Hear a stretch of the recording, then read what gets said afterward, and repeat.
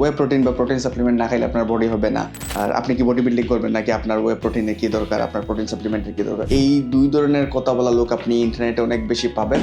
এখন আপনার প্রশ্ন হতে পারে কে ভুল কে সঠিক। সো আমি ডিরেক্টলি কাউকে ভুল কাউকে সঠিক প্রমাণ করতে চাই না, আর এই বিষয় নিয়ে আর্গুমেন্ট করতেও আসিনি। সো বেসিক্যালি প্রোটিন হচ্ছে আমাদের বডি রিকভারি অথবা মাসল গেইনের জন্য সব থেকে গুরুত্বপূর্ণ একটি উপাদান। এই জিনিসটা নিয়ে কারো কোনো দ্বিমত নেই। সো রিগার্ডলেস আপনি ওয়ে প্রোটিন খান কিংবা হচ্ছে ন্যাচারাল সোর্স অফ প্রোটিন খান, আপনার প্রোটিন ইনটেক হিট করতে হবে। এখন প্রোটিন ইনটেকটা কি? আপনার যে বডি ওয়েট, সেই ওয়েটকে আপনি 1.5 দিয়ে মাল্টিপ্লাই করবেন, তখন অটোমেটিকলি আপনার বডি ওয়েট 70 হলে আপনার প্রোটিন রিকোয়ারমেন্ট হবে 70 + 35 লাইক 105 গ্রাম প্রোটিন।